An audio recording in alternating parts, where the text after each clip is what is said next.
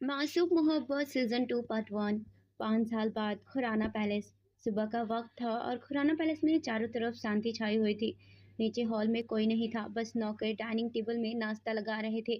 तभी एक औरत सीढ़ियों से उतरकर नीचे लिविंग हॉल में आती है और सोफे में बैठ किसी को आवाज़ देती है, मीना मेरी कॉफ़ी ले आओ। उसके इतना बोलते ही एक लेडी मेड उनके पास आती है और उनके आगे उनका कॉफ़ी का कप पकड़ा के कहती है, मैम आपकी कॉफ़ी। वो औरत अपना सिर ऊपर कर उसे देख अपनी कॉफ़ी पकड़ लेती है। ये औरत कोई और नहीं, निहारिका जी थी। निहारिका जी कॉफ़ी का एक सिप लेते हुए कहती है, मीना तुम्हारे बॉस कल घर आए थे?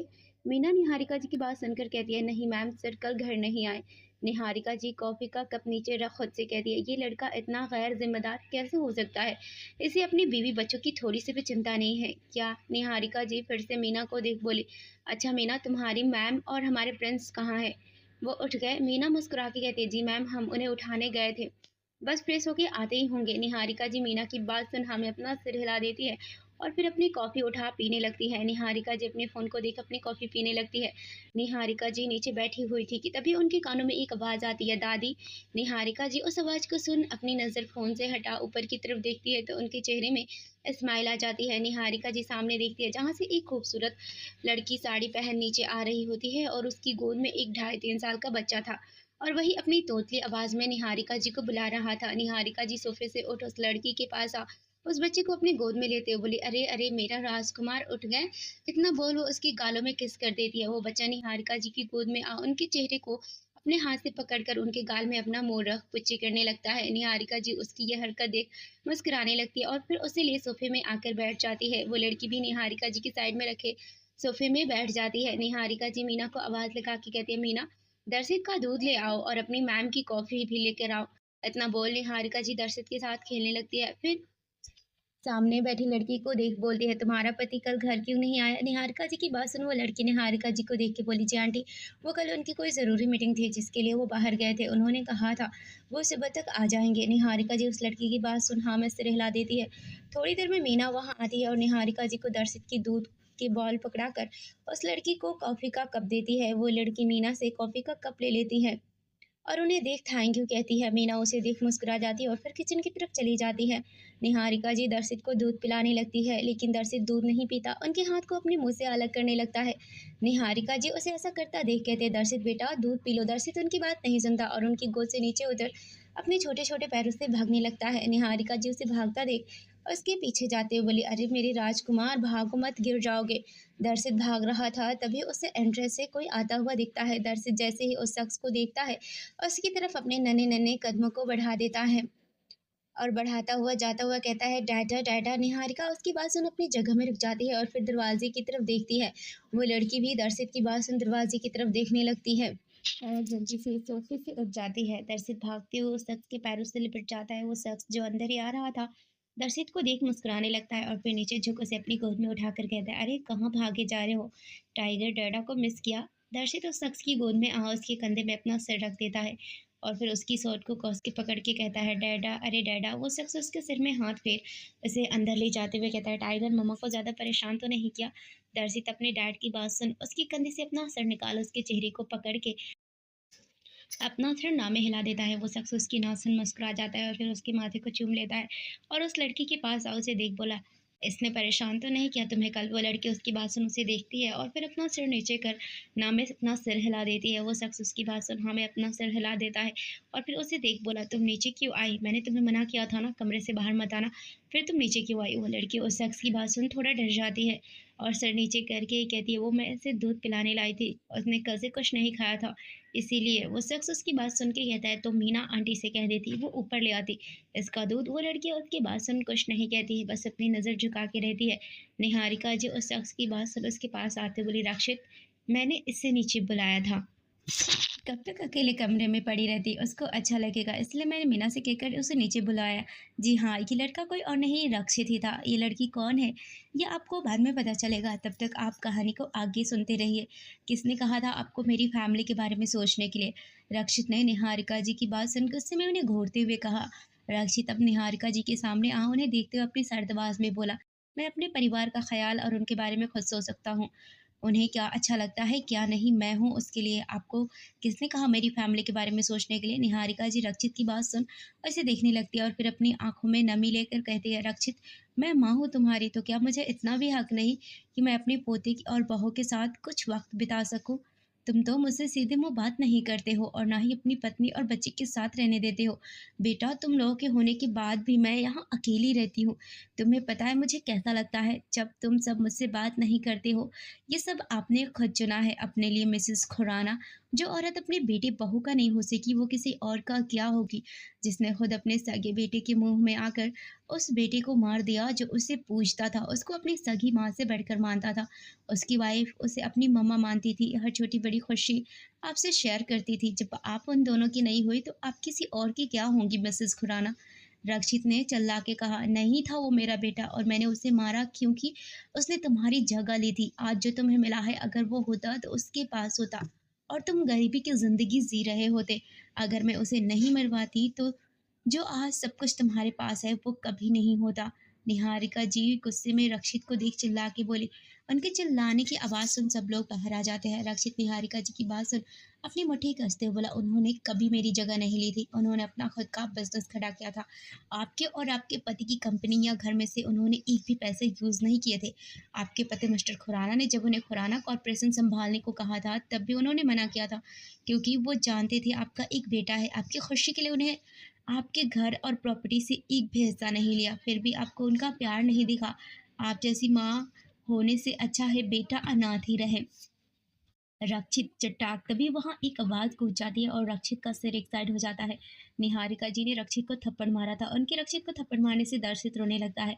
वो सब हैरान होकर उन दोनों को देख रहे थे। दर्शित को रोता देख रक्षित के बगल में लड़की जल्दी से उसे अपनी गोद में ले लेती है और फिर रक्षित को अपनी नम आंखों से देखने लगती है। रक्षित अपना सिर उठा निहारिका जी को डबल स्माइल करते हुए देखने लगता है और फिर उसने एक फीकी हंसी हंसते हुए बोला कि वो सच्चाई कड़वी लगी मिसेस खुराना, पर आपके थप्पड़ मारने से ये सच्चाई कभी नहीं बदलेगा कि आपने खुद के बेटे के लिए, पैसों के लिए अपने सौतेले बेटे और उसकी बीवी को मरवाया है। आप खूनी हैं। आप जैसी माँ की वजह से ही सौतेली माँ पे कोई विश्वास नहीं करता। इतना बोल रक्षित निहारिका जी को देखता है और फिर उस लड़की का हाथ पकड़ उसे ऊपर ले जाता है। नीचे निहारिका जी रक्षित को जाता देख अपने हाथों की मुट्ठी किस देती है और फिर सबकी तरफ देखती है। निहारिका जी की नज़र एक लड़के पर रुकती है जिसकी उम्र 27-28 के आसपास की होगी। निहारिका जी उसे देख कहती, आर्यन तुम कब आए? आर्यन निहारिका जी के पास आ और एक घूरते हुए बोला, क्या रक्षित भाई जो कह रहे थे वो सच है?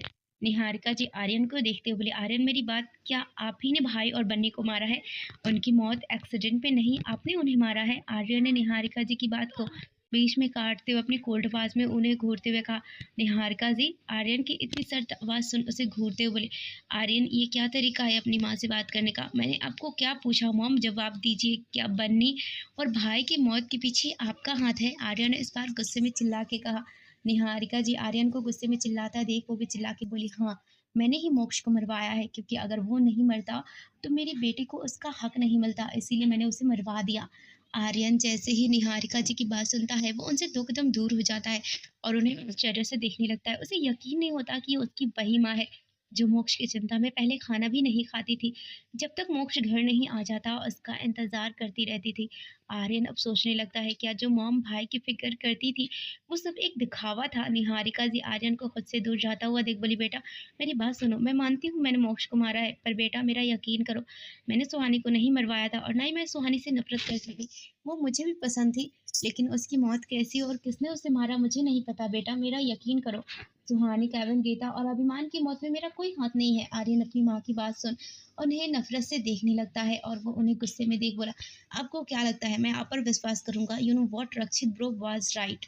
आप माँ कहलाने के लायक ही नहीं है। अब तो मुझे भी खुद पर शर्म आ रही है कि मैं आपका बेटा नहीं, नहीं बेटा नहीं। आर्यन इतना बोल निहारिका जी को देख के बोला, क्या पता मैं भी आपका बेटा नहीं हूँ। नहीं आर्यन, तुम मेरे ही बेटे हो, तुम मेरे बेटे हो बेटा। निहारिका जी ने आर्यन के गालों को पकड़ते हुए बोले, हाथ मत लगाइए मुझे।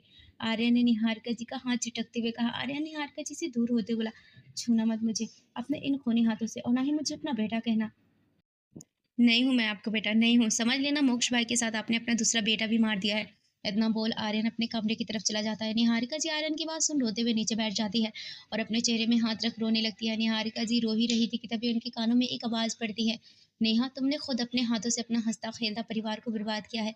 निहारिका जी जैसे उस आवाज़ को सुनती है, वो अपनी नज़र उठाकर सामने देखती है जहाँ पर व्हीलचेयर पर एक आदमी बैठा हुआ था और वह इस वक्त निहारिका जी को ऐसे देख मुस्कुरा रहा था।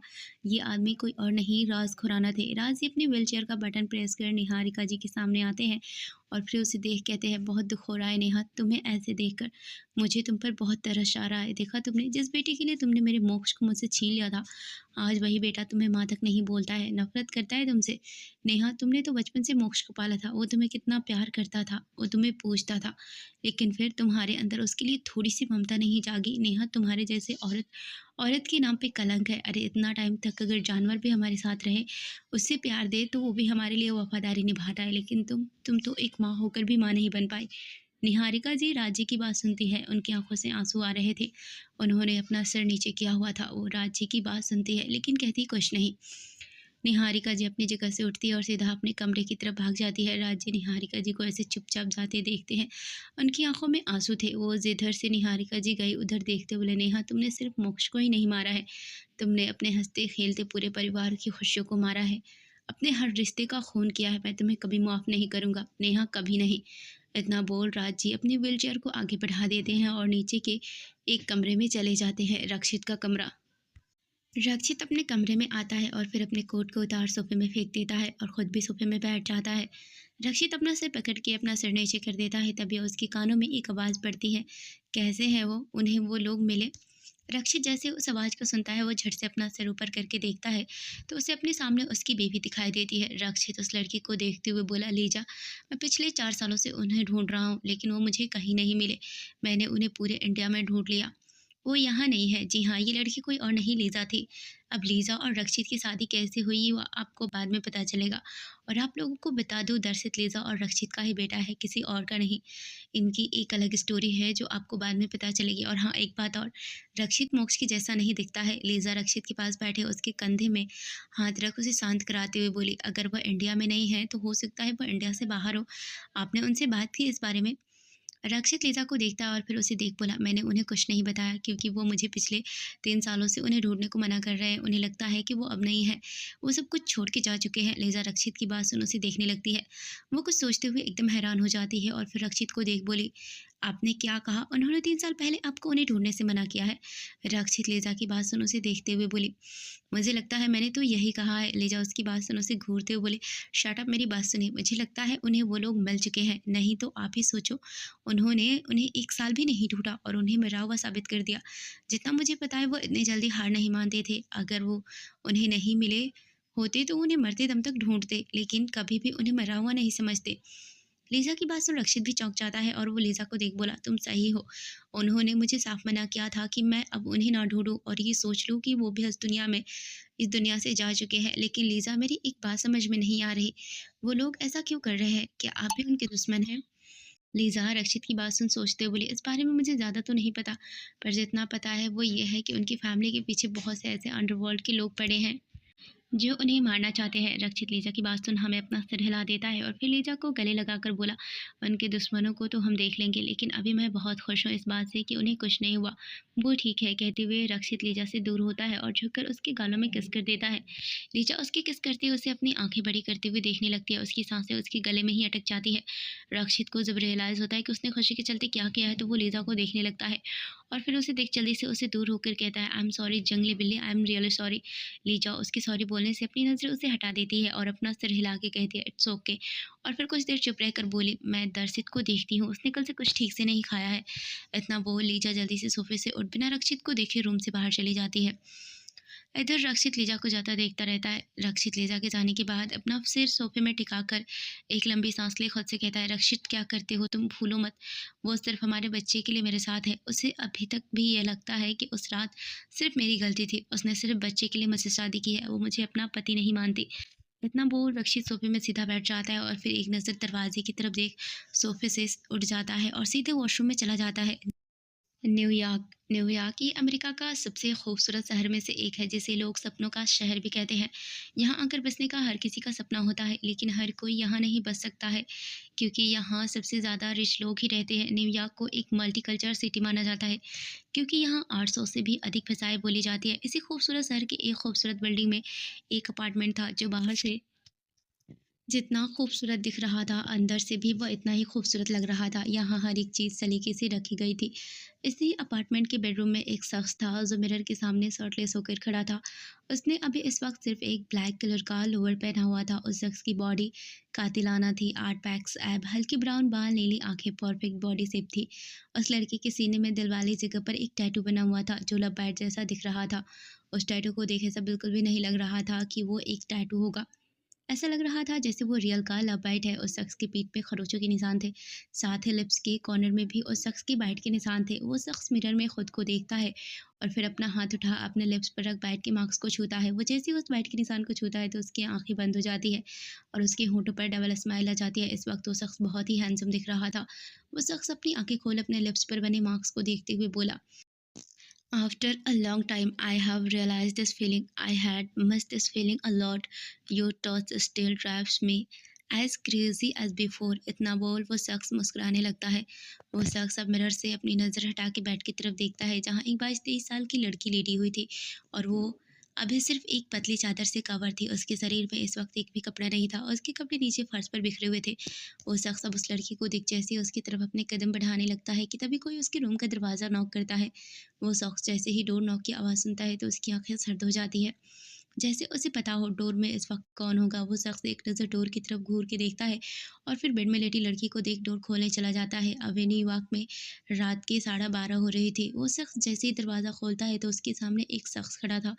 वो शख्स जैसे ही उस दूसरे शख्स को देखता है तो अपने दांत पीसते उसे देख के बोला, तुम इतनी रात को यहाँ क्या कर रहे हो? दरवाजे पर खड़ा शख्स अंदर वाले शख्स की बात सुन उसे भी अपनी आंखें छोटी करके कहता है, सीरियसली तुम मुझसे ये सवाल पूछ रहे हो? तुम्हें दिख नहीं रहा मेरी हालत क्या है? अब तुम्हारा शैतान ने नींद हराम करके रखी है। अंदर वाला शख्स उसकी बात सुन उसे घूरते बोला, शैतान किसे बोला? लगता है तुम भूल गए वो कौन है और तुमसे क्या एक बच्चा तक नहीं संभाला जाता? वो शख्स उसकी बात सुन कहता है, पता है मुझे ये दी अंडरवर्ल्ड की किंग और माफिया क्वीन का बेटा सुहांस खुराना है और तुम्हें क्या पता वो हमें पूरे दिन भर कैसे परेशान करता है। वैसे तुम्हें कहाँ पता होगा, तुम तो दिन को घर पर रहते नहीं हो, बस रात को आते और सुबह होते ही गायब। जी हाँ, आप सबने सही पहचाना था। ये शख्स कोई और नहीं मोक्ष खुराना ही था, जो अब बिल्कुल ही चेंज हो गया था। उसके बाद उसके चेहरे में जहाँ पहले हल्की बियर्ड थी, अब भर की थी। आँखें उसकी वही पहले जैसी नीली ही थी, बस फ़र्क इतना था कि ये पहले से और ज़्यादा अट्रैक्टिव हो गया था। इनकी उम्र 33 की हो गई थी, लेकिन कोई भी इन्हें देख 33 का बिल्कुल नहीं समझता था। ये आज भी 28 के ही लगते थे। मोक्ष उस शख्स की बात सुन उसे देख के बोला, अच्छा ठीक है, इतना हाइपर मत हो, ये मेरा ही बेटा नहीं है, तेरा भी कुछ लगता है और भूल मत तू भी बहुत जल्द बाप बनने वाला है। इसीलिए तुझे मैं थोड़ा ट्रेनिंग दे रहा हूँ, तुझे तो खुश होना चाहिए और तू मुझे सुना रहा है। वो शख्स मोक्ष की बात सुनते हुए बोला, अब डरा मत यार, पहले ही गीता की मूड स्विंग के कारण मेरा दिमाग ख़राब होता है और अब तो ये बकवास करके और डरा रहा है। मोक्ष उस शख्स को देख डबल स्माइल करके बोला, ये तो तुम्हें उसे शादी करने से पहले सोचना चाहिए था ना। मोक्ष इतना बोल अचानक रुक जाता है और फिर सामने खड़े मान को देखने लगता है, जिसका चेहरा अजीब हो गया था। मोक्ष मान को देख कहता है, अच्छा चल छोड़ ये सब, इधर ला इस शैतान को। इतना बोल मोक्ष मान के हाथ से अपने बेटे को लेते हुए, जिसकी उम्र 4 साल के आसपास की थी, मोक्ष जैसे अपने बेटे सुहांस को लेता है तो वो जल्दी से मोक्ष की गोद से नीचे उतरता है और जल्दी से बेड की तरफ जाता है और बेड में पड़े सुहानी के पास आकर उसे पकड़ के लेट जाता है। सुहानी को भी जैसे इसका एहसास होता है तो वो भी अपना एक हाथ सुहांस के कमर में रख देती है और फिर उसे होल्ड कर अपने सीने से निकाल लेती है। मोक्ष जैसे ही सुहानी और सुहांस को एक साथ सोता हुआ देखता है तो उसकी आंखें छोटी हो जाती है और फिर वो उन दोनों को घूरने लगता है। मोक्ष सुहानी और सुहांस को घूर ही रहा था कि तभी उसके कान में अभिमान की आवाज़ आती है, जो उसे ही कह रहा था, तुम क्या अपने बच्चे से इतना जल भून रहे हो? वो तुम्हारा और गुड़िया का ही बेटा है, उन्हें ऐसे घूरना बंद करो, नहीं तो इस उम्र में आंखें खराब हो जाएगी तुम्हारी। मान ने सीधा सीधा मोक्ष को बुढ़ा साबित कर दिया था। मोक्ष मान की बात सुन उसे घूरते बोला, तुम कहना क्या चाहते हो? मैं बुढ़ा हो गया हूँ? भूलो मत तुम भी 33 के हो, इसलिए मुझे बोलने से पहले खुद के बारे में सोचो। अभिमान मोक्ष की बात सुन उसे देखते बोला, मैंने तुम्हें कब बुढ़ा बोला? मैंने तो आंखें खराब होने को कहा था। अब तुम खुद को बुढ़ा समझ लेते हो तो इसमें मेरी कोई गलती नहीं है। इतना बोल अभिमान हंसने लगता है। मोक्ष उसे घूरने लगता है, उसे घूरते हुए स्टडी रूम की तरफ चला जाता है। अभिमान उसे देखना में अपना सिर हिला, वो भी उसके पीछे चला जाता है स्टडी रूम। मोक्ष कुर्सी में टिककर खामोश होकर बैठा हुआ था और उसके ठीक सामने वाले चेयर में अभिमान बैठा हुआ था और मोक्ष के काफ़ी देर से चुप देख उसे देखते हुए कहता है, क्या बात है मोक्ष, तुम चुप क्यों हो? कोई प्रॉब्लम है क्या? मोक्ष अभिमान की बात सुन अपनी आंखें बंद करते हुए ही बोला, तुम्हें क्या लगता है केविन की मौत क्या सच में वो ब्लास्ट के कारण हुई थी? अभिमान जैसे ही मोक्ष की बात सुनता है तो वह हैरानी से मोक्ष को देखने लगता है जिसकी आंखें अभी भी बंद थी। अभी अब कुछ सोचने लगता है कि तभी उसकी आंखों के आगे 5 साल पहले का एक दृश्य चलने लगता है। 5 साल पहले अभिमान सुहानी को कार में बिठाने के बाद नकाबपोश उन पर हमला करते हैं तो केविन अपने फ़ोन से एक बटन प्रेस करता है जिसके कुछ मिनट बाद ही उनके आदमी वहां आ जाते हैं और सबसे लड़ने लगते हैं। उसी लड़ाई का फ़ायदा उठा केविन कार की तरफ आता है और गीता को सुहानी के पास बैठाकर अभिमान से कहता है, अभी जल्दी चल। अभिमान जो उन नकाबपोशों से लड़ रहा था, वो जैसे ही केविन की बात सुनता है वो उसकी तरफ देखता है और फिर वो अपने सामने खड़े लड़के को एक ज़ोरदार लात मार उसे खुद से दूर करता है और फिर उसके मुंह में पंजों की बारिश कर देता है जिसके कारण वो नकाबपोश नीचे बेहोश होकर गिर जाता है। उसके गिरते ही अभिमान जल्दी से केविन की तरफ भागता है और जल्दी से पैसेंजर सीट में बैठ केविन को देख बोला, चल जल्दी चल। केविन हाँ में अपना सिर हिला देता है और फिर जल्दी से कार लेकर वहाँ से निकल जाते हैं। लेकिन केविन ने कार अभी कुछ दूर ही बढ़ाई थी कि उसे कार में कुछ टिक टिक की आवाज़ आती है। केविन अभी को देखते हुए कहता है, अभी तुझे कुछ आवाज़ सुनाई दे रही है? अभी केविन की बात सुन उसे देख बोला, कौन सी आवाज़? मुझे तो कोई आवाज़ नहीं आ रही। केविन उसे देखते बोला, तुझे टिक टिक कुछ सुनाई नहीं दे रहा? अभी केविन की बात सुन गौर से सुनने लगता है तो उसे भी अब आवाज़ सुनाई देता है। तो वो केविन को देख बोला, हाँ लेकिन केविन आवाज़ तो आ रही है पर ये है किस चीज़ की? केविन अभी की बात सुन झट से कार के ब्रेक मारता है। अभी केविन का अचानक ब्रेक मारने से उसे देख कहता है, अरे क्या कर रहा है यार, मरवाएगा क्या? ऐसे क्यों ब्रेक मारा तुमने? केविन अभी की बात सुनता है तो वो अभी को देख जल्दी से बोलता है, अभी जल्दी से सुहानी और गीता को कार से उतार। व्हाट, क्या बोल रहा है? उन्हें कार से क्यों उतारना है? अभी ने भी केविन की बात सुन उसे देखते हुए हैरान होकर पूछा। केविन अभी को देख अपने दांत पीसते बोला, क्योंकि कार में किसी ने बॉम्ब लगाया हुआ है, लगता है असली दुश्मन कोई और ही है। जल्दी करो अब कार से उतरो। अभी केविन की बात सुन शॉक होकर बोला। वो केविन अभी को शौक थे गुस्से में बोला, सवाल बाद में, पहले इन्हें बाहर निकाल। अभी केविन को गुस्से से देख जल्दी से हाँ में अपना सिर हिलाता है और जल्दी से कार से उतर सुहानी को अपनी गोद में उठाकर उसे दूर ले जाता है। केविन भी जल्दी से कार से उतर गीता को देख बोला, गीता जल्दी उतरो। तो गीता डर जाती है और वो कार से बाहर ही नहीं उतरती है। केविन गीता को कार से ना उतरता देख चिल्ला के बोला, लिटिल गर्ल सुना ही नहीं देता, जल्दी से कार से बाहर आओ। गीता केविन की बात सुन पैनिक करने लगती है और फिर कार का दरवाज़ा खोलने की कोशिश करती है लेकिन उससे वो दरवाज़ा ही नहीं खुलता। गीता की आंखों से आंसू बहने लगते हैं और वो केविन को देखते हुए कहती है, सर मुझसे ये नहीं खुल रहा है। केविन गीता की बात सुन गीता का डोर खोलने की कोशिश करता है तो वो सच में नहीं खुलता है। केविन कोशिश करता रहता है, फिर वो डोर नहीं खुलता तो केविन जल्दी से कार का शीशा तोड़कर गीता को कार से बाहर निकालता है। वो लोग कार से 2 कदम दूर जा पाते कि तभी एक ज़ोरदार धमाका होता है। उस धमाके को सुन अभी की नज़र सामने जाती है और सामने का नज़ारा देख अभी की आंखें हैरानी से बड़ी हो जाती है। अभी सामने देखता है जहाँ गीता आगे गिरी हुई थी और केविन कार ब्लास्ट होने के कारण गंभीर रूप से घायल हो गया था। उसने कार ब्लास्ट होने से पहले ही गीता को दूर फेंक दिया था और खुद ब्लास्ट की चपेट में आ गया था। अभी जल्दी से गीता के पास आता है और फिर उसके चेहरे में हाथ रख उसे देखते हुए बोला, गीता गीता तुम ठीक हो? लेकिन गीता अभी की बात का कोई जवाब नहीं देती क्योंकि वो बेहोश हो गई थी। अभी उसे उठाने की पूरी कोशिश करता है लेकिन गीता नहीं उठती। अभी को अब केविन की याद आती है तो वो केविन को देखने लगता है। वो चारों तरफ अपनी नज़रें दौड़ा के देखता है तो उसे एक साइड केविन गिरा हुआ दिखता है जो पूरी तरह ब्लास्ट की चपेट में झुलस चुका था। अभी गीता को जल्दी से वहाँ पर लेटा के केविन के पास जाता है और फिर उसे देख बोला, केविन तुम ठीक हो? केविन आंखें खोल, देख भाई डरा मत यार, प्लीज़ उठ ना भाई। अभी केविन के गालों को थपथपाने लगता है। अभी की आंखें नम हो गई थी। अभी केविन को नम आंखों से देखते हुए देख केविन, अगर तुम नहीं उठे तो मैं तुमसे फिर कभी बात नहीं करूँगा। मैं नाराज़ हो जाऊँगा तुमसे।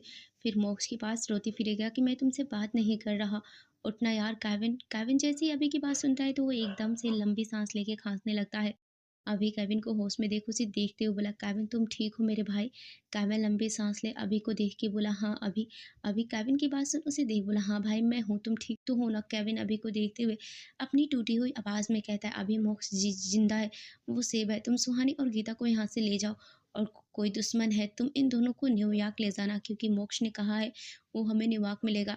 लेकिन मुझे नहीं लगता तुम लोगों का और आगे साथ दे पाऊंगा, इसीलिए तुम्हें ही सब संभालना होगा। अभी केविन की बात सुन उस पर चिल्लाते बोला, बकवास बंद करो केविन, तुम्हें कुछ नहीं होगा, मैं तुम्हें कुछ नहीं होने दूंगा। फिर वो केविन को देख रोते हुए बोला, भाई मैं मोक्ष को क्या जवाब दूंगा? प्लीज़ तुम ऐसी बातें मत करो। तुम एक बार गीता के बारे में सोचो, उसका क्या होगा? उसकी लाइफ में तो अभी अभी खुशी आई है, वो कैसे रहेगी तुम्हारे बिना? केविन एक नज़र दूसरी तरफ देखता है जहाँ गीता बेहोश गिरी थी। केविन उसकी तरफ देख दर्द में कहता है, लगता है ऊपर वाले ने उसका और मेरा साथ यहीं तक लिखा था। फिर वो अभी को देख के कहता है, अभी अगर मैं तुमसे कुछ मांगूँ तो क्या तुम मुझे दोगे?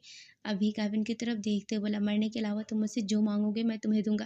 केविन अभी की बात सुन हल्का सा मुस्कुरा देता है और फिर अपना हाथ आगे कर उसे देखते हुए कहता है, अभी मुझे तुमसे एक वादा चाहिए, मेरे जाने के बाद तुम गीता का ध्यान रखोगे, उसे मेरे ना होने का एहसास कभी नहीं होने दोगे। फिर वो अभी की आंखों में देखते हुए बोला, तुम उसका हाथ पूरी जिंदगी भर थामोगे। अभी जैसे ही केविन की बात सुनता है तो वो शॉक्ड हो जाता है और फिर केविन को देख हैरानी से बोला, केविन तुम ये क्या बकवास कर रहे हो? तुम्हें पता है ना मैं आरोही। इतना बोल अभी रुक जाता है क्योंकि केविन उसे देख मुस्कुरा रहा था। केविन अभी को रुकता हुआ देख बोला, क्या हुआ अभी, तुम रुक क्यों गए? फिर वो अभी के चेहरे को देख मुस्कुरा के बोला, मुझे पता है अभी तुम्हारा पहला प्यार गीता थी, लेकिन मैं तुम दोनों के प्यार के बीच में आ गया जिसके कारण तुम गीता से दूर हो गए। मैं जानता हूँ, जब तुम चुपके से सुहानी को मिलने अनाथ आश्रम जाते थे तो तुम वहाँ गीता को देखने भी जाते थे। इसीलिए ही तो तुम जो भी सुहानी के लिए ले जाते थे वो गीता के लिए भी लाते थे। मुझे पता है ये बात, ना तो सुहानी और ना ही गीता को पता थी आज तक उनके लिए न्यू कपड़े कौन भेजता था, सिवाय मोक्ष और मेरे अलावा। पर मैं सच कह रहा हूँ अभी, मुझे नहीं पता था कि तुम गीता को पसंद करते हो। अगर भाई मुझे थोड़ा सा भी पता होता तो मैं कभी भी गीता की लाइफ में नहीं आता। आई एम सो सॉरी भाई, मेरी वजह से तुम्हें अपने पहले प्यार से दूर होना पड़ा। अभी केविन के मुंह से ये सब सुन शौक था, लेकिन वो जैसे ही केविन की बात सुनता है तो वो जल्दी से उसके हाथ को पकड़ते बोला, नहीं केविन तुम्हारी इसमें कोई गलती नहीं थी, और वैसे भी मेरा प्यार एक तरफा था, गीता ने तुम्हें प्यार किया था। और वैसे भी अब इन बातों का कोई मतलब नहीं होता क्योंकि मैं अब आरोही को प्यार करता हूँ, इसलिए तुम अब ये सब बातें भूल जाओ। केविन अभी के चेहरे को देखो, उससे कहता है, मुझे नहीं पता तुम आरोही को सच्चा वाला प्यार करते हो या फिर उस रात तुमसे हुई उस गलती को प्यार का नाम दे रहे हो। मैं नहीं जानता, बस मैं तुम्हारी आंखों में देखकर इतना कह सकता हूँ, तुम आज भी अपने पहले प्यार को नहीं भूले। केविन की बात सुन अभी के चेहरे के एक्सप्रेशन एकदम चेंज हो जाते हैं और वो गीता की तरफ देखने लगता है। उसकी आंखों में अलग सी भाव दिखने लगते हैं। केविन अभी की आंखों में देखकर बोला, अभी प्रॉमिस करो तुम गीता को टूटने नहीं दोगे, उसका पूरा ध्यान रखोगे, उसे कभी भी मेरे ना होने का एहसास नहीं होने दोगे, उससे इतना प्यार करोगी कि वो मुझे भूल जाएगी। अभी केविन की बात सुनो उसे घूरते बोला, मैं ऐसा कोई वादा नहीं करने वाला है, तुम्हें कुछ नहीं होगा, मैं तुम्हें कुछ नहीं होने दूंगा। केविन अभी से कुछ कहता कि तभी वहां पर रक्षित आ जाता है और केविन की हालत देख उसे देखते बोला, तुम्हें क्या हुआ और ये ब्लास्ट की आवाज़ कैसी थी? तुम लोग तो निकल गए थे ना, फिर ये सब क्या है? अभी रक्षित की बात सुनो उसे घूरते बोला, तुम्हें यहाँ की पूरी जानकारी देने से पहले ये तो चेक करना चाहिए था कि गाड़ी में किसी ने बॉम्ब लगाया हुआ था। रक्षित अभी की बात सुन चौंकते हुए बोला, बट तुम ये क्या कह रहे हो? मैंने सब चेक किया था, कार में कोई बॉम्ब नहीं था। इसीलिए जब मैं सुहाने को यहाँ लाया था मैंने उसी वक्त अपने आदमियों से कहकर बाहर सब जगह की चेकिंग करवाई, सब ठीक था। अभी उसकी बात सुन उसे देख अपने दांत पीसते बोला, तो कार में बम क्या अपने आप लग गया? रक्षित भी हैरान था कि ये सब कैसे हुआ। उसने केविन की हालत देखी और फिर सब बातों को किनारे कर उसे देख बोला, इस बारे में बाद में भी बात हो सकती है, पहले इसे और सुहानी को यहाँ से सेव करो। इतना बोल रक्षित केविन को अपने कंधे में उठा अपनी कार में ले जाता है और उसे कार में बिठा सुहानी के पास आता है और फिर एक नज़र उसे देख अभी से बोला, अगर मैं इसे उठाऊंगा तो मेरा हिटलर भाई मुझे मारेगा तो नहीं ना? अभी रक्षित की बात सुनो उसे घूरते बोला, जब अंदर उसे चिपक रहे थे तब नहीं लगा डर, जो अभी ये पूछ रहे हो? रक्षित अभी की बात सुन उसे घूरते बोला, यार उस टाइम विलन वाले रूप में था, तुम अब भी विलन ही हो, मुझे ये समझ में नहीं आता, एक तुम और वो एक ब्लैक डेविल, अपना रंग बार बार बदलते क्यों रहते हो? मुझे तुम दोनों एक जैसे लगते हो, मिस्टीरियस। रक्षित अभी की बात सुनता है तो उसके चेहरे के भाव बदल जाते हैं और उसकी आंखें डार्क हो जाती है। वो अभी को बिना देखे सुहानी को अपनी गोद में उठाकर कार की तरफ ले जाते हुए अभी से अपने सर्द आवाज में बोला, मुझे घूरना बंद करो, उसे ले आओ। अभी रक्षित की सर्द आवाज सुन चौंक जाता है और उसे अपनी आंखें बड़ी बड़ी करके देखने लगता है। अभी रक्षित को जाता देखता है, उसके जाने के बाद अभी गीता को देखता रहता है। वो कुछ देर गीता को देखता है फिर नीचे झुक उसे गोद में उठाता है। वो भी रक्षित की कार की तरफ चला जाता है। रक्षित सुहानी को केबिन के बगल में बिठा देता है और कार का डोर बंद कर देता है। अभी रक्षित के पीछे आओ उसे देख के बोला, डोर बंद क्यों किया? इसे भी बैठाना। रक्षित अभी को देख उसे घूरते बोला, मेरी कार के बैक सीट में 2 ही सीट बेल्ट है, जो बेहोश लोगों को रख सकता है। इतना बोल रक्षित एक बार अभी को देखता है फिर केबिन और सुहानी को और अपना कार स्टार्ट कर वहां से निकल जाता है। वहीं अभी दूसरी कार के पास आता है और गीता को बैक सीट पे बिठाता है। ड्राइविंग सीट में आकर बैठ जाता है। अभी एक नज़र बैक सीट में देखता है और फिर गीता को देखता है। अभी एक लंबी सांस ले गीता को कार की पैसेंजर सीट की तरफ आ जाता है और फिर गीता को अपनी गोद में बिठा खुद पैसेंजर सीट में आकर बैठ जाता है। प्रेजेंट टाइम अभी अपने सोच में ही था कि तभी उसे मोक्ष की आवाज़ सुनाई देती है, जो उसे ही सोच में देख कहता है, मुझे लगता है तुम्हें अब अपनी बीवी के पास जाना चाहिए। अभी जैसे ही मोक्ष की बात सुनता है तो उसे देखता है और फिर एक फीकी हंसी हंसते हुए मोक्ष को देख के बोला, सीरियसली मोक्ष, मेरी बीवी? मोक्ष अभी के चेहरे को गौर से देखता है और फिर उसे देख कहता है, हाँ तुम्हारी बीवी। जितना मुझे याद है तुम ही ने उससे 3 साल पहले न्यूयॉर्क के सामने उसे अपनी बीवी बनाया था। लगता है तुम्हें याद नहीं है। अभी मोक्ष की बात सुन उसे देखने लगता है और उसे देख वो बिना भाव के बोला, तुम जानते हो मैंने उससे किन हालातों में शादी की थी, तुम्हें उसकी कंडीशन पता है मोक्ष। अभी को देखे बिना किसी भाव के बोला, उसकी कंडीशन कैसी भी हो लेकिन अभी तुम्हें ये नहीं भूलना चाहिए, उसके लिए तुम ही एकमात्र जीने का सहारा हो। वैसे भी अब तो तुम दोनों की प्यार के निशानी बहुत जल्द इस दुनिया में आने वाला है। अभी मोक्ष की बात सुन अपने हाथों की मटी कस देता है और फिर उसे अपनी नज़र फेर लेता है। मोक्ष अभी को देख डबल स्माइल करने लगता है।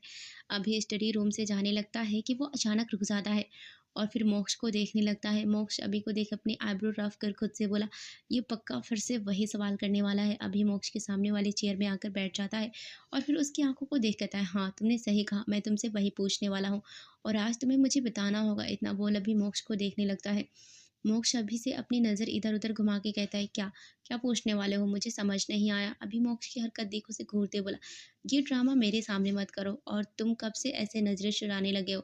तुम किंग हो, कोई आम इंसान नहीं हो जो ऐसे कर रहे हो। मोक्ष अभी की बात सुन उसे घूरने लगता है, तो अभी उसे घूरता देख उसे बिना किसी भाव के देखते बोला, ब्लैक डेविल वही है ना?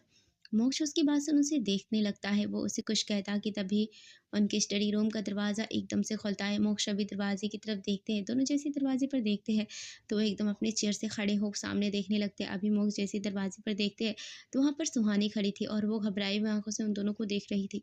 उसकी सांसें बहुत तेज चल रही थी। मोक्ष जल्दी से अपनी जगह से निकल सुहानी के पास आता है और उसे अपने सीने से लगा शांत कराने लगता है। मोक्ष सुहानी के पीठ में रफ कर उसे शांत कराते बोला, क्या हुआ रैबिट, तुम इतनी घबराई हुई क्यों हो? कुछ हुआ है क्या? कोई बुरा सपना देखा? सुहानी मोक्ष की बात सुन उसे खुद से दूर करते हुए बोली, अभी जल्दी मेरे साथ चलो। वो गीता, उसने इतना ही बोला था कि अभी जो अपनी जगह में खड़ा हो उन दोनों को ही देख रहा था, लेकिन जैसे उसने गीता का नाम सुना तो एकदम से डर जाता है और फिर जल्दी से सुहानी के पास उसे देख घबराते हुए पूछा, गीता क्या हुआ गुड़िया गीता को? वो ठीक तो है ना? सुहानी अभी की बात सुन उसे रोते हुए देखती है और फिर उसका हाथ पकड़कर उसे ले जाते हुए बोली, भाई जल्दी चलिए, गीता को तकलीफ हो रही है, लगता है उसका लेबर पेन शुरू हो गया है। अभी जो सुहानी की खींचने की वजह से चलता जा रहा था, सुहानी की बात सुन वो अपनी जगह में जम जाता है, उसके कदम आगे नहीं बढ़ते। सुहानी की बात सुन अभी को समझ में नहीं आता वो क्या करे। वो गीता को दर्द में नहीं देख सकता था।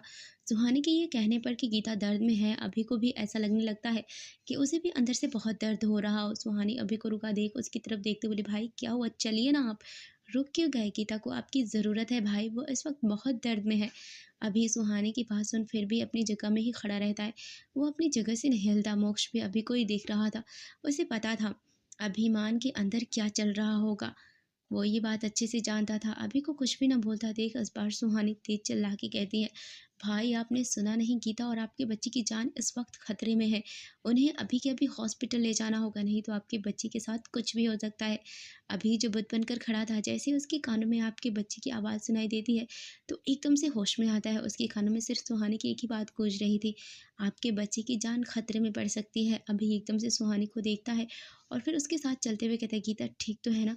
सुहानी अभी की बात सुन उसे देखते बोली, नहीं भाई गीता बिल्कुल भी ठीक नहीं है, उसे बहुत दर्द हो रहा है, आप लोग प्लीज़ जल्दी चलिए, उसे हॉस्पिटल ले जाना है। सुहानी की बात सुन अब अभी और गीता के रूम की तरफ बढ़ जाते हैं। वो दोनों जैसे ही रूम में पहुंचते हैं तो देखते हैं गीता बेड में दर्द की वजह से तड़प रही है, उसके माथे से पसीना निकल रहा था और उसका वाटर भी ब्रेक हो गया था। अभी जल्दी से गीता के पास आओ, उसे अपने सीने से लगाते बोला, जान रिलैक्स, देखो मैं आ गया हूँ ना, हम अभी हॉस्पिटल जाएंगे, देखो तुम पैनिक करना बंद करो।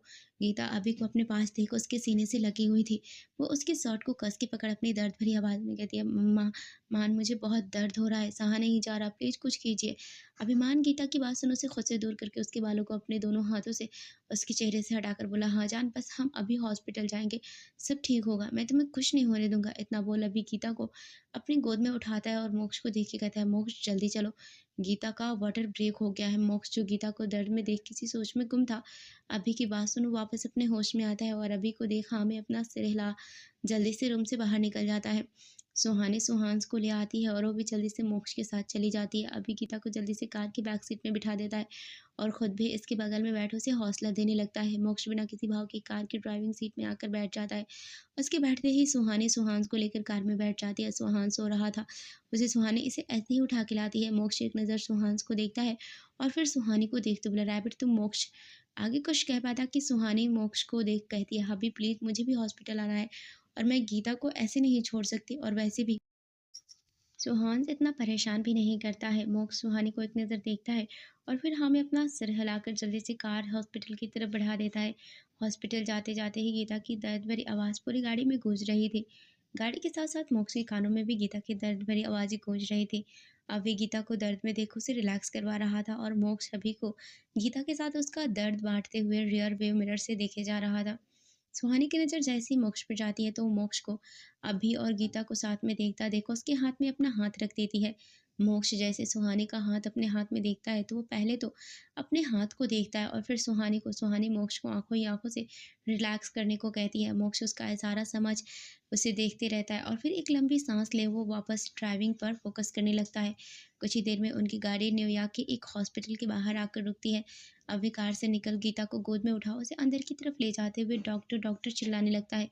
तभी वहाँ पर एक नर्स आ जाती है और अभी की गोद में गीता को देख जल्दी से स्ट्रेचर मंगवाती है। थोड़ी देर में एक नर्स स्ट्रेचर ले आती है तो अभी जल्दी से गीता को उसमें लेटा उस नर्स को देख कहता है, where is the doctor, call him quickly, my wife sleep pain has started and their water break has also happened, please call the doctor quickly. वो नर्स अभी की बात सुन उसे देखते हुए बोली, sir don't worry, doctor will come soon, we will have to admit ma'am in ICU now. इतना बोल दो नर्स जल्दी से गीता को आईसीयू में ले जाते हैं। अभी आईसीयू के बाहर खड़ा हो जाता है और टेंशन में इधर उधर चक्कर काटने लगता है। मोक्ष और सुहानी अभी को इतना टेंशन में देख उन्हें भी गीता की फिक्र होने लगती है। अभी इधर उधर घूम ही रहा था कि तभी उसे डॉक्टर आती दिखती है। अभी डॉक्टर को देख उन्हें पास आते हुए घबराते बोला, doctor please save my wife and my child, my wife is in a lot of pain, please save her. Doctor अभी की बात सुनो उसे देखते बोले, relax sir, every woman has to endure this pain by giving birth to a child, don't take tension. इतना बोल doctor ICU के अंदर चली जाती है। अभी बाहर फिर से इधर उधर घूमने लगता है और मोक्ष जैसे ही डॉक्टर की बात सुनता है तो वो सुहानी को देखने लगता है। सुहानी भी मोक्ष को ही देख रही थी। वो जानती थी मोक्ष के मन में अभी क्या चल रहा होगा, लेकिन फिर भी सुहानी अपनी पलकें झपका कर उसे शांत रहने को कहती है। लेकिन अब मोक्ष कहाँ शांत रहने वाला था। उसके दिमाग में तो अब डॉक्टर की बात ही घूम रही थी। बच्चे को जन्म देते वक्त हर औरत को ये दर्द सहना पड़ता है। मोक्ष के दिमाग में यही चल रहा था। लेकिन तभी मोक्ष की नज़र अभी पर पड़ती है जो काफ़ी परेशान दिख रहा था। मोक्ष अभी को परेशान देख उसके पास आ उसके कंधे में हाथ रख उसे देख बोला, अभी रिलैक्स यार, गीता को कुछ नहीं होगा, तुम टेंशन ना ले, टेंशन लेना बंद करो। अभी मोक्ष की बात सुन अपने कंधे से उसका हाथ हटा उसे देख के बोला, कैसे टेंशन ना लो यार, तुम्हें पता क्या है, गीता को दर्द में देख मुझे कितनी तकलीफ हो रही है। मोक्ष अभी को देख बोला, मुझे पता है अभी, नहीं तुम्हें नहीं पता। मोक्ष तुम्हें कैसे पता होगा, तुम थोड़े इस सिचुएशन से गुजरे हो, तुम नहीं समझ सकते। अभी ने मोक्ष से दूर होते हुए कहा। मोक्ष जैसे अभी की बात सुनता है तो वो अपनी जगह में जम जाता है। उसके कानों में अभी की बात गूंजने लगती है। मोक्ष की आंखों में एक अलग सा दर्द दिखने लगता है। मोक्ष की नज़र अचानक ही सुहानी पर चली जाती है तो सुहानी भी मोक्ष की आंखों में देखने लगती है। सुहानी को मोक्ष की आंखों में एक अनकहा दर्द दिखाई देने लगता है। सुहानी जैसे ही मोक्ष की आंखों में दर्द देखती है तो वो जल्दी से मोक्ष के पास आ उसका हाथ पकड़ लेती है और फिर उसके हाथ को रब करके उसे रिलैक्स करने लगती है। मोक्ष एक नज़र सुहानी को देखता है और फिर अपने बेटे सुहान्स को। मोक्ष अब सुहानी के हाथ को कस के पकड़ लेता है। अभी तो गीता को दर्द में देख ये तक भूल जाता है कि उसने अभी अभी मोक्ष से क्या बोल दिया था। उसने अनजाने में मोक्ष को वो दर्द दे दिया था जिसका दर्द उसे आज तक होता था। अभिमान अभी भी वार्ड के बाहर ही खड़ा था। तो वहीं मोक्ष और सुहानी सुहान्स को लेकर वही बेंच पे बैठे हुए थे। मोक्ष एकटक सुहानी को ही देख रहा था। सुहानी मोक्ष को सुहान्स को देखते बोले, क्या हुआ अभी आप सुहान्स को ऐसे क्यों देख रहे हैं? मोक्ष सुहानी की बात सुन अपनी नज़र सुहान से हटा देता है और सुहानी को देखने लगता है। मोक्ष अपनी जगह से उठ सुहानी के सामने आ जाता है और फिर घुटनों के बल नीचे बैठ जाता है। सुहानी मोक्ष को हैरानी से देखने लगती है। वो मोक्ष का हाथ पकड़ उसे उठने को कहती है, अरे हब्बी आप ये क्या कर रहे हैं? ऐसे नीचे क्यों बैठे हैं? मोक्ष सुहानी का हाथ अपने हाथों में पकड़ अपने होठों से लगा सुहानी को देख के कहता है, आई एम सॉरी रैबिट। सुहानी मोक्ष की बात सुन ना समझी से बोली, हब्बी आप माफ़ी क्यों मांग रहे हैं? मोक्ष सुहानी को देखते हुए कहता है, आई एम सॉरी रैबिट, जब तुम्हें मेरी सबसे ज़्यादा ज़रूरत थी मैं उस वक्त तुम्हारे साथ नहीं था। जब तुम लाइफ की उस दर्द को अकेले सह रही थी जिसकी वजह से तुमने मुझे एक नए रिश्ते से जोड़ा है, मैं उसी वक्त तुम्हारे साथ नहीं था। तुम्हें अकेले ही सब सहना पड़ा। मैं तुम्हारे दर्द में तुम्हारा हाथ पकड़ तुम्हारा सहारा नहीं दे पाया। इतना बोल मोक्ष एक नज़र अभी को देखता है और फिर उसे देखते हुए कहता है, आज अभी जैसे गीता के साथ उसके इस वक्त में साथ खड़ा है, मैं तुम्हारे साथ ऐसे नहीं था। अभिमान भी मोक्ष की बात सुनता है। उसे अब जाकर रियलाइज़ होता है कि उसने मोक्ष को थोड़ी देर पहले गीता के टेंशन में क्या-क्या बोल दिया था। फिर मोक्ष गीता की तरफ देखता है, अभी मोक्ष के पास उसे देख कहता है, आई एम सॉरी यार मोक्ष, मैंने गलती से तुमसे वो सब कह दिया था, आई एम रियली सॉरी यार।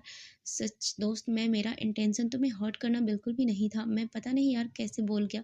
मुझे बस गीता की दर्द भरी आवाज़ें ही सुनाई दे रही थी और इसी की वजह से मैं ना जाने तुम्हें क्या-क्या बोल गया। आई एम रियली सॉरी भाई, प्लीज़ माफ़ कर दे। यार मोक्ष, अभी को ना मैं सिर हिला के बोला, नहीं अभी मुझे तुम्हारी बात का बुरा नहीं लगा, तुम्हें माफ़ी माँगने की ज़रूरत नहीं है और वैसे भी तुमने कौन-सा कुछ गलत कहा था, मैं तेरा दर्द नहीं समझ सकता, तुम पर अभी क्या बीत रही है। मैं उस एहसास को कैसे जान सकता हूँ, क्योंकि मैंने तो ये सब मिस कर दिया था। मैं रैबिट के साथ उस वक़्त था ही नहीं जब उसे मेरी सबसे ज़्यादा ज़रूरत थी। मैं उस वक़्त भी उसके साथ नहीं था जब डॉक्टर ने मेरी बच्ची को तुम्हारे हाथ में दिया होगा, मैं अपनी बेटी को पहली बार गोद में भी नहीं ले सका। इतना बोल मोक्ष की आँखों से एक कतरा आँसू गिर जाता है। अभी मोक्ष को इमोशनल होता देखो भी इमोशनल हो जाता है। उसे अब खुद पर भी गुस्सा आ रहा था, उसने कैसे मोक्ष से ऐसे बोल दिया, जिसकी वज़ह से आज उसकी बेस्ट फ्रेंड की आँखों से आँसू आ गए, सुहानी की आँखों से भी आँसू गिरने लगते हैं और वो आगे बढ़ मोक्ष को कस के गले लगा के रोने लगती है। सुहानी रोते हुए मोक्ष से कहती है, "हब्बी, मैं उस वक़्त आपसे बहुत नाराज़ थी क्योंकि आपने मुझसे प्रॉमिस किया था आप जल्दी आएँगे, पर आप उस वक़्त नहीं आए। मुझे बहुत दर्द हो रहा था, हमारा पहला बच्चा जन्म ले रहा था और आप मेरे साथ नहीं थे। मैं आपको बुला रही थी लेकिन आप फिर भी नहीं आए।" इतना बहुत सुहानी खूब रोने लगती है। उसके दिल में जो पिछले 4 साल पहले उसकी डिलीवरी के वक़्त का गुस्सा था, आज वो मोक्ष के सामने दर्द बनकर बरस रहा था। सुहानी सच में मोक्ष से उस वक़्त बहुत नाराज़ थी क्योंकि उसे सच में उस वक़्त मोक्ष की बहुत ज़्यादा ज़रूरत थी। क्योंकि सुहानी ने जब सुहान्स को जन्म दिया था, वो उस वक़्त मात्र 19 साल की थी और उसे उस समय पता ही नहीं था कि बेबी को जन्म देते वक़्त उसे इतना दर्द होगा। वो उस समय सच में मोक्ष को बहुत याद कर रही थी, लेकिन मोक्ष उस समय उसके पास नहीं था। सुहानी रोए जा रही थी। मोक्ष सुहानी के सर को सहलाकर बोला, मुझे माफ़ कर दो रैबिट, मैंने आने में देर कर दी, पर मैं सच कह रहा हूँ रैबिट, मैंने तुम्हें पूरे न्यूयॉर्क में ढूँढा था, मुझे तुम्हारा पता नहीं मिला। मैंने केविन को बताया था कि वो तुम्हें कहाँ रखे, लेकिन तुम लोग वहाँ नहीं थे। मुझे लगा तुम लोग वहाँ आए ही नहीं हो क्योंकि मुझे नहीं पता था कि केविन के साथ क्या हुआ है। इतना बोल मोक्ष अचानक रुक जाता है। अभी सुहानी मोक्ष को देखने लगते हैं क्योंकि मोक्ष बोलते-बोलते एकदम से रुक गया था। अभी मोक्ष को देखता है, वो समझ जाता है कि मोक्ष इस वक़्त क्या सोच रहा है। फ्रेंड्स, मासूम मोहब्बत का सीज़न 2 आ गया है। उम्मीद करती हूँ इस सीज़न को भी आप अपना प्यार और सपोर्ट ज़रूर देंगे और इसे भी पसंद करेंगे और लाइक ज़रूर करेंगे और नेक्स्ट एपिसोड के लिए कमेंट करिए और हमारे चैनल को सब्सक्राइब करके बेल आइकन को हिट ज़रूर कर देना। Thanks for watching.